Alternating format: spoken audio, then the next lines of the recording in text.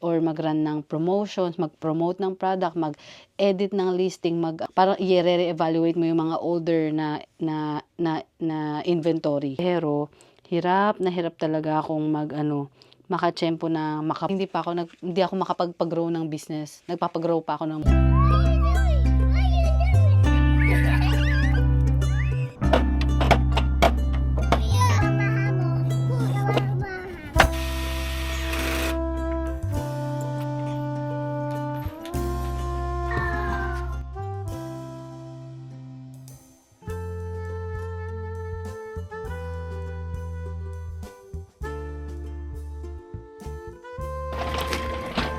Okay, Maya, let's find the thing.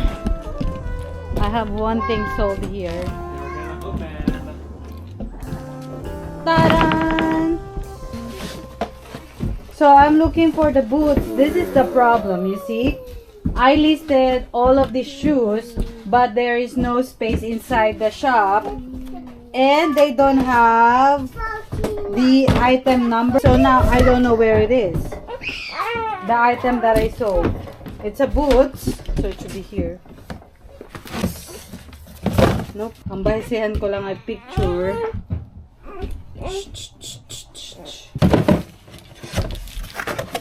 Not this. Oh, there. It's this one. Oops. So you can see. There you go. Whew. So hanapan ko siya ng box. So magpapak tayo. Nandito si Baby Maya. Tanghali na kami. Kasi tinatry ko talaga siya patulugin. Tapos tuwing ibababa ko siya, nagigising siya. So sinama ko na lang siya para makapagpak na ako. Ayan, tulog. Pag binaba ko naman, magigising. Anyways, ito ang ating ipapak. Isang flower golden na home decor. Ito, dito ako nahihirapan actually magpak ng malalaki. Kasi may hawak akong baby. Pero try pa din natin. And then, itong Olay Regenerist. And then, dalawang maliit na picture frame. Isang cellphone case protector. Isang table runner. Gloves. Tapos, mga decorating tips for baking. Isang Christmas pajama. Medyo late at Christmas. Bathing suit. Gloves for the kids at isang boots. Ayan. Tama ba? Yan lang ba? I-review ko muna kasi may mga pinak na din si Mr. kanina konti. Kaso yung mga boys naman yung demanding sa kanilang daddy. Kaya hindi rin makarami ng pak ang aking Mr. kanina. Paano natin to gagawin? Anyways, Maya, we can do this.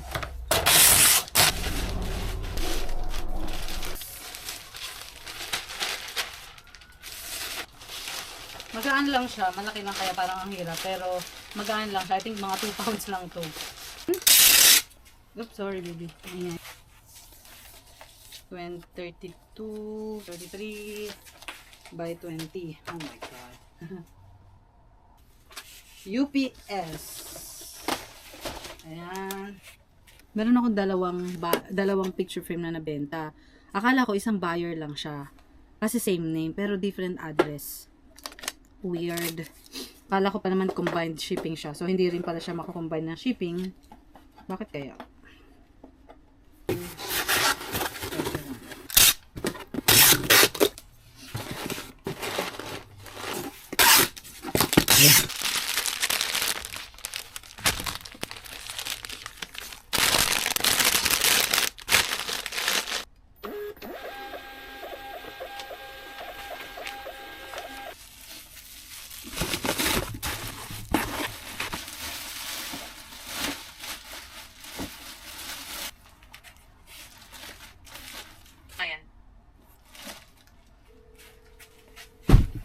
Pahabol na order, ipapak ko na din kasi bukas may work si Mister para konti lang ang aking ipapak. So, ito isang legging set.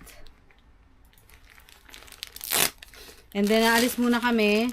Ilalabas muna namin yung mga bata. Magmamakdo daw. Lunch na din. Late lunch. Ayun, lalabas na din kami kasi may work nga si Mr. bukas. So, sa bahay lang kami. So, gusto namin ilabas yung mga bata. Kasi pag ako lang, wala si mister, hindi ko pa kayang lumabas na bit-bit yung 3 bata. So, yun, aalis kami ngayon. Magde-deliver, and then, ayan, kakain na rin. Tara. Let's go! Maya's still tulog. Oh, we're gonna get more playmates. I saw people coming. Hey, you gonna play there?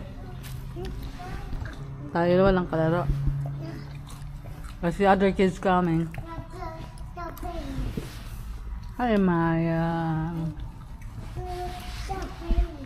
Can I have nuggets, Andrew?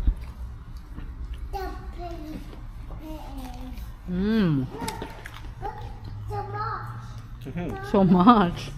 So much what?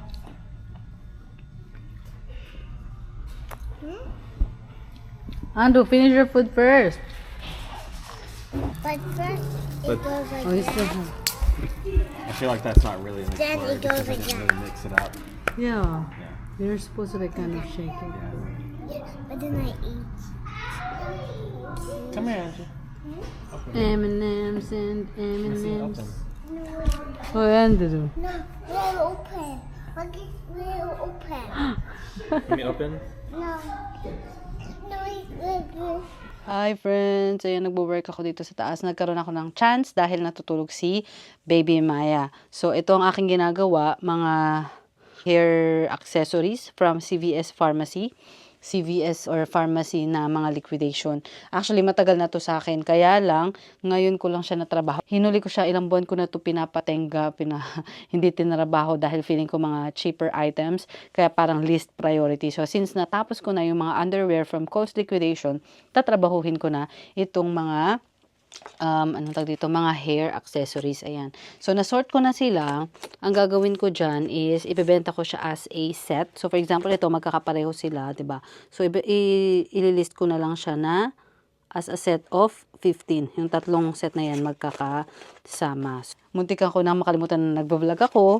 Kasi actually, nagmamadali ako dahil, alam niyo yun, yung habang tulog yung bata. Parang ganun yung chance ko tong mag-work. So, work agad ako pagkatulog ni Maya. 2 months old na si Maya, 'di ba? Pero hirap na hirap talaga akong makatsyempo na makapag-work. Dahil na nga, alam niyo na, buhay nanay. Priority muna talaga natin si Baby Maya. Kasi in the last few months nga, ang pinaka natatrabaho ko lang talaga is mag-pack ng order, tas mga pakonti-konti ganito, mag-picture ng product, magli-list. Pero marami pang trabaho na hindi ko pa nagagawa. Like yung mag-maintain, monitor ng online store, like mag-run ng mga advertisement or mag-run ng promotions, mag-promote ng product, mag-edit ng listing, mag-release, mag-improve ng mga existing listing, ganyan. Parang i-re-evaluate mo yung mga older na inventory. Yun yung mga trabaho na hindi ko talaga halos na gagawa dahil nga adjustment pa rin talaga sa ating bagong baby. Pero expected ko na yan. Ganun din naman nung pinanganak ko si Andrew, medyo nag-slow down kami. Tapos unti-unti, nakabalik na ulit kami, getting your new rhythm with a new family member. Eventually, nakabalik na kami sa dami ng pinaprocess na mga trabaho or new products. Parang ganyan. Ito, pagsasama-samahin ko 5. Ang ganda naman ang kulay nito. I know na ang aking mga subscriber is parang divided into 2 yan eh. Yung ibang subscribers is more on the family vlog part lang yung pinapanood nila. Yung iba na mga subscriber, nag-subscribe lang sila because they want to learn more from me about online selling. Diba? Nag-subscribe lang sila kasi may mga video ko about online selling. Minsan, pag naiisip ko yun, nahihiya ako kasi parang, if you want to grow your business, wag niyo muna ako panoorin kasi hindi ako makapag-grow ng business. Nagpapagrow pa ako ng mga anak. Parang ganun yung gusto kong sabihin. Kung ako sa totoo lang, of course, sino ba naman ang ayaw magpalago ng business? Pero, sa ngayon, this stage of my life is more about the family. Talagang sa mga kids muna. Eventually, of course, pagka mas marami na akong time, pag mas malalaki na yung aking mga anak, yes, you might see me work harder, work more for my business. Pero yun nga, sa ngayon, siguro other YouTuber na full-time sa business ang mas dapat ninyong panoorin kasi they can show you that. They can show you how to do that. All I can show is balancing family life and the business, small business. And speaking of subscriber, i-shoutout ko si Ate Lita. Hello po. Hi Ate Lita. Siya po ay subscriber ko sa Virginia na meron pala siyang friend dito sa amin sa North Carolina. Small world moment na naman tayo dyan. Nakakatuwa talaga. Ilang beses na to. Kung matagal na kayong subscriber sa akin, siguro mga pang ilang small world moment ko na to. Hindi lang pangatlo, baka panglima na small world moment. Ang ibig ko sabihin dyan, isa sa mga subscriber ko ay may nakakilala ko dito sa Amerika or sa Pilipinas. Ang galing lang, nakakatuwa. Ate Arlene, yung friend ko dito na friend ni Ate Lita, na subscriber ko, hindi niya alam na may channel ako. So, paano nila napag-usapan or na-figure out na nakakilala ako ni Ate Arlene, diba? So, nakakatuwa. Sabi ni Ate Arlene, kasi dinalaw niya tong mga friend niya sa Virginia, sinabi daw ni Ate Lita na may pinapanood siyang dating teacher na online seller dito sa North Carolina. Tapos, I don't know how their conversation went, pero ayun nga, na-realize ni Ate Arlene na parang kakilala ko yan. Kasi may kakilala ko nagbebenta-benta, ganyan-ganyan. So, yun. Minessage ako ni Ate Arlene na, ayun nga daw, subscriber ko daw yung kanyang friend. Natuwa naman ako na nahihiya. Sa totoo lang, hindi ko ina-advertise sa aking mga friends and relatives yung aking YouTube channel kasi nahihiya ako. Dati, nagpa-advertise ako yung una kong channel, pero parang nung bago lang, tas yung tumagal na, hindi ko na ina-advertise kasi nahihiya ako. Dun sa personal Facebook ko, hindi ko na siya ina-advertise talaga. Kasi din, na-learn ko sa ibang YouTuber, sabi, wag daw i-advertise sa, sa family, sa family and friends. Kasi daw, malilito daw si YouTube algorithm. Kasi gusto kong isuggest ako ni YouTube sa ibang tao na nanonood din ng ibang family vlog. Kasi ayun yung vlog ko, family, 'di ba? So, kung let's say, advertise ko siya sa family ko. So, nanay ko nanonood, example ng mga about baking. Yung kapatid ko about crocheting. Yung isa kong kapatid nanonood about bicycle. Or yung isa naman, puro cartoon. O, 'di ba? Iba-ibang category. So, tapos papanoorin nila yung video ko. Malilito ngayon si YouTube na kanino ba kita isa-suggest dun sa mga taong nanonood ng bicycle or sa mga taong nanonood ng baking or 'di ba? Parang ganun yung idea. So, parang mas maganda na natural lang daw, organic yung pag-grow ng ating YouTube channel na talagang isasuggest ka sa mga taong talagang interesadong manood sa iyo. Parang ganun daw yung mas maganda. So, hindi ko na siya in-advertise sa friends and family kasi ayun nga, baka mag-subscribe lang sila dahil friend kayo or family kayo, 'di ba? Ayun yung idea. Pero actually, parang ganun din yung nangyari eh. Nilito ko din talaga si YouTube kasi nga parang dalawang group nga, 'di ba, yung aking mga subscriber. Family vlog and online selling. So, medyo nalito na si YouTube, but it's okay.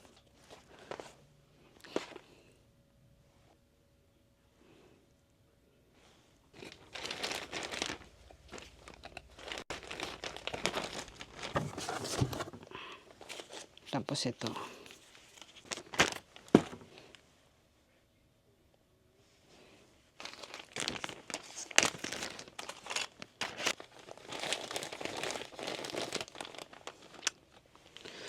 Ito parang nagdadalawang isip akong ibenta ng, kasi bali 3 piraso, 'di ba?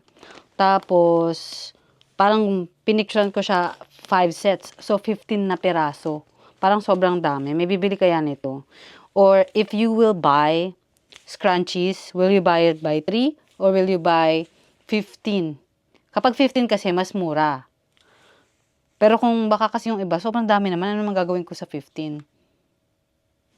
I don't know. Ayan, tapos na for now. At least, napicturean ko na sila lahat. Ayan. Bale, isisend ko yan sa aking assistant, virtual assistant. Tapos, pag na-list na nila, babalikan ko to. Ilalagay ko sa storage room sa kabila, sa shop. Tapos, lalagyan ko siya ng SKU or parang item number para madali siyang mahanap. So, tapos na. Back to mommy. Mommy duty. Magluluto ako ng dinner habang busy pa yung mag-aama sa labas.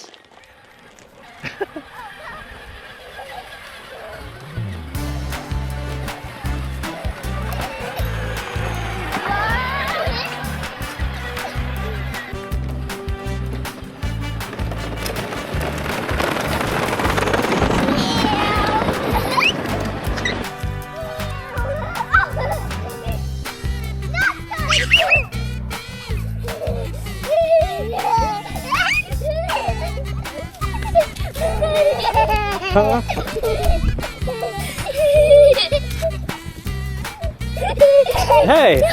Time trap.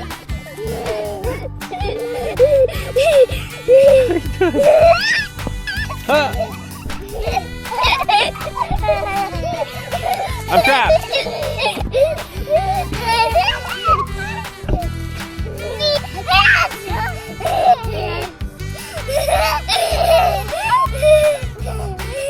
What are you doing? Are you pulling me?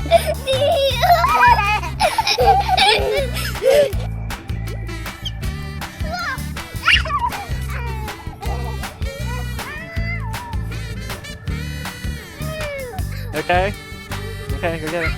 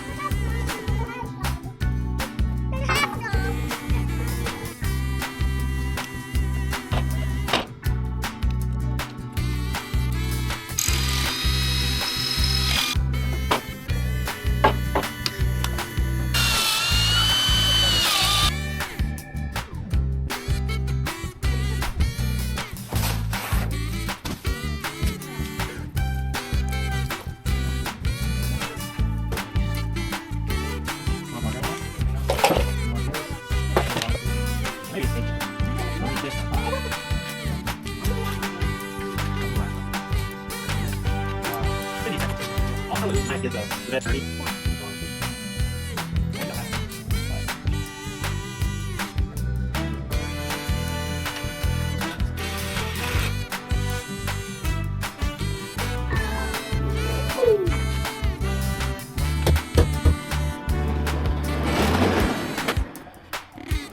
All right, so mostly done. Made an enclosure for my large enclosure for my large printer. This is in my workshop, so it's outside kinda, so it's probably gonna get dirty if I don't cover it up. So we're gonna wrap it in some plastic for an enclosure. And also put extra wood up under it so that we can move it around. Hey, Pikachu. That's Pikachu, he's my helper today. So that we can move it around on a pallet jack. It's too heavy to move, so you gotta have a way to move it, or else it's stuck there. So we got a wooden enclosure that acts as an enclosure to isolate it from all the dust and the temperature fluctuations, and also helps you move it. So, all right, me and Pikachu here, we have finished our enclosure. Might not look very pretty, but it's functional. This is the back side here. Filament goes in the back. You can still get to it just by like moving these around. You can't really get to it from the sides. I did that on purpose. But there's the front here, covered in, you know, stuff again. And here's the screen up here. You can get to it. You get down there. There goes the filament, ready for it. It's getting late, so we are not going to turn it on today. You ready to go inside? All right, so I'll go inside, eat, get ready for work tomorrow, take a shower, all that stuff. And then next week I'll be back to this. I got something that somebody wants me to print for them for commission kind of thing. And because otherwise I wouldn't have put it together. If I didn't need to print something, I probably would have just left it in the boxes. But somebody wants something, so I'm going to do it. See if we can make more products on this thing that people want. And I didn't know it would take up the same much space as the box. yeah, it takes up a lot of space, right? This thing will print a cube, meter cube, a meter by meter by meter cube. So it'll print him sitting down. So, all right, we'll wrap this up. We'll go inside. We'll get ready for tomorrow. Bye. Goodbye. No, you're supposed to say pika. Yeah, pika pika.